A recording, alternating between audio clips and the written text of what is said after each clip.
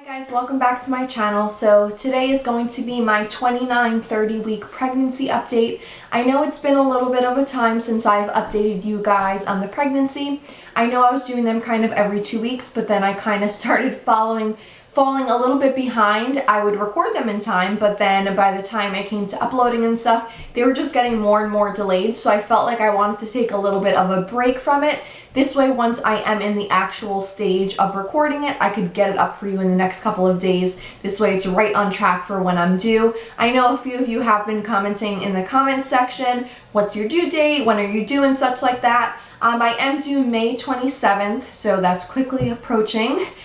So when you guys watch the videos, you just kind of will see, you're going to be like, okay, if she's due at the end of May, but this update, it seems like she's only 20 weeks at this particular time. It wasn't really adding up with the timelines. So I just wanted to, like I mentioned, take a little bit of a break from it. This way I can get a fresh start and record, and then within the next couple of days have that particular video up. This way it's on track with my actual pregnancy. So once I complete the 29 and 30 week, I would of course talk to you guys about it as I am today, and then be able to be right on track for the next coming videos. So let's dive right into this one. This is going to be, as I mentioned, my 29-30 week update. So I'm just going to go right into the Baby Center app, which is the one that I use. They did recently update it. I'm not sure if I'm loving the update or not. I'll keep you guys posted on that. It always takes a little bit longer now to load. I guess they're still transitioning the app of like fixing it up and such. Alright, so 29 weeks, the update that it said for that and what was going on with the baby and myself. It says for 29 weeks your baby is growing and now weighs about 2.5 pounds, about the size of a butternut squash, and is a tad over 15 inches long from head to heel. Her muscles and lungs are continuing to mature and her head is growing bigger to make room for her developing brain. To meet her increasing nutritional demands, you'll need plenty of protein, vitamins, and folic acid and iron. And because her bones are soaking up lots of calcium, be sure to drink your milk. So that's basically what it said for the update. As I mentioned in my previous one that I was telling you guys, there wasn't so much that was happening so frequently as it was, I felt, in the beginning of my pregnancy. So that's why I felt like it was fine that I kind of, took a little bit of a break, because you guys weren't missing out on so much. And these updates are becoming just shorter and shorter. It's like just a little taste they kind of give me each week to tell me what's going on with the baby. And then it said for mommy, of course, your baby's very active now. Your healthcare provider may ask you to spend some time each day counting kicks. So usually when you go in for your 28-week appointment at the doctor's, that is when he'll kind of tell you, in the coming weeks and to the end of your pregnancy, you should start counting your baby's kicks. This way, if there's any type of lack of activity or anything like that, you can contact them right away and you'll be able to know.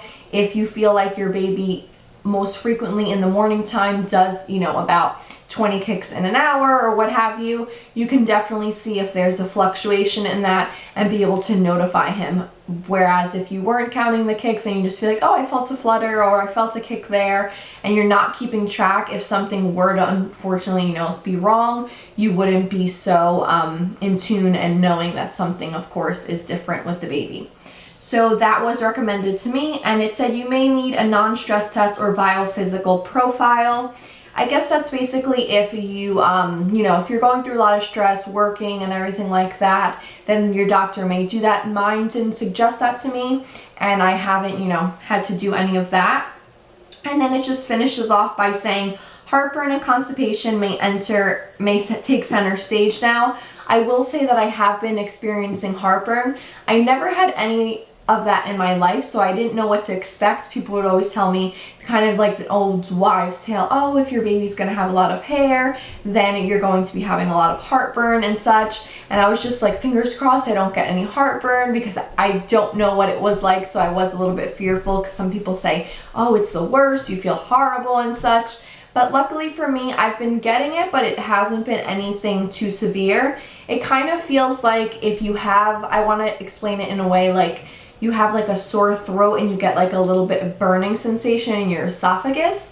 So I haven't taken any medication for it. My doctor said I can take some Tums if I wanted to kind of help that subside. I haven't bothered taking that because, like I said, it's been pretty mild. It hasn't bothered me. They do say the types of foods that you eat, like something spicy and such, can cause it to, you know, flare up a little bit worse. So I've been trying to stay away from anything that may trigger the heartburn. TMI, but constipation, I luckily have not had any of that throughout my entire pregnancy. I know a lot of women suffer that in the beginning of their first, like during the first trimester. I didn't have it then, and I don't have it now as of yet. So that's always great. And then, yeah, so that's about it for the 29-week update. Now for week 30, it says your baby is now about the size of a large cabbage. Your baby is about 15.7 inches long and weighs almost 3 pounds. A pint and a half of amniotic fluid surrounds her, but that volume will shrink as she gets bigger and takes up more room in your uterus. Her eyesight continues to develop, though it's not very keen. Even after she's born, she'll keep her eyes closed for a good part of the day. When she does open them, she'll respond to changes in light, but will have 2400 vision, which means she can only make out objects a few inches from her face, versus the normal adult vision, which is 20/20. So that was for that about baby. And then for myself, what it said for the 30 week, it explained that you may be feeling a little tired these days, especially if you're having trouble sleeping. You might also feel clumsier than usual since your belly's, you know, growing. You're gonna kind of lose that balance. And then it says also this relaxation of your ligaments can actually cause your feet to spread permanently because you can tend to have swelling during this time. And it just basically says that if you're having basically feeling like you're really emotional right now, that it's totally normal because you're worried about labor and how life will be after the baby comes and all of that stuff. So that was for the 30 week. I will say that for that particular week, things that I have been experiencing is definitely the tiredness. As you guys know, in the beginning of my pregnancy, I was super exhausted. I would have to take at least a 1 to 2 hour nap throughout the day in order to get through the day. And now in the third trimester, I have been experiencing extreme fatigue once again. I've been trying to push off the naps only because if I do nap during the day, unfortunately, because now I have a bigger belly and feeling more uncomfortable, when I go to sleep at night, I'll have trouble sleeping. I did suffer from insomnia for the past couple of days, which isn't fun. I just kind of have been feeling like very restless. I guess a lot has been on my mind. My baby shower is coming up in the next 2 weeks, so I've been helping with planning all of that. I recently moved into a larger apartment. This way the baby can have her own room. I also experienced the stomach flu the day we were moving, and I ended up in the ER. So for those of you, if you happen to get the stomach flu, it's very important that if you're throwing up consecutively for more than, I want to say, 4 hours, that you do call your doctor, and he probably will suggest to have you go to the ER as mine did, only because the dehydration can put you into early labor, which you of course do not want. It's a little too soon for that to be occurring. So I of course had to go to the ER. They had to just hook up an IV to me so that I could get fluids put in. They did have to put about 2.5 bags of fluids. And then normally with pregnant women, you know, they don't like to give any type of medication, but I couldn't even keep down the first half bag of fluids that I took. I unfortunately did throw it back up, so I couldn't keep anything down. Every 15 minutes, the doctor had suggested taking just a teaspoon of ginger ale to at least keep me hydrated and keep that down. That wouldn't stay down, so that is when, of course, I had to take extreme measures and go into the ER. So they just monitored the baby. Everything was good with the baby. After I got the 2.5 bags of fluids, they also did give me an injection of Zofran, which for those of you that are not familiar, that is to stop nausea and vomiting. So I, of course, needed to get that because it was just becoming too excessive. I woke up at 8 o'clock in the morning to begin moving. And from the moment I woke up to about 9:30, 10 p.m. when they gave me an injection at the hospital, did I finally stop, you know, puking and things like that. So it was a very tough time, very uncomfortable. But other than that, I want to say that everything else has been great with the baby. She's very active. She's definitely moving around every day, telling me, you know, everything's good with her. My appetite finally has kind of increased a little bit because everyone was telling me, oh, or do you feel like you're eating tons, eating for two? My mother-in-law would always like push me like, you have to eat more, like during dinner. and I just felt like, no, I'm just eating the way I would normally eat and I wouldn't feel hungry. I didn't want to overdo it and then get like indigestion or anything like that. So I would eat regularly, but now that I'm in my 3rd trimester, I feel like I am feeling more hungry than I was previously. So I have been eating a little bit more. I know I don't necessarily update you guys on my weight, which I probably should for those of you that are wondering. So just to give you guys an idea, I started my pregnancy with weighing 118 pounds. That was basically pre-pregnancy, early pregnancy weight.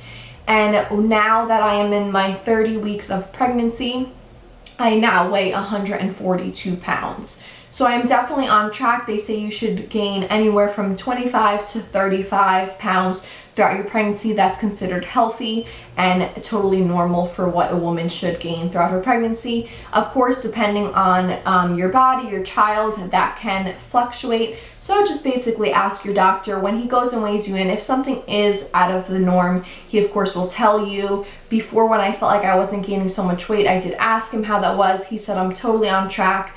And from here on out, actually, I should be gaining 1 pound per week. So by the time I deliver my little girl, I should be definitely within that 35 pounds weight gain, 35 to 40 pounds. So I've stood on track with that and all is great.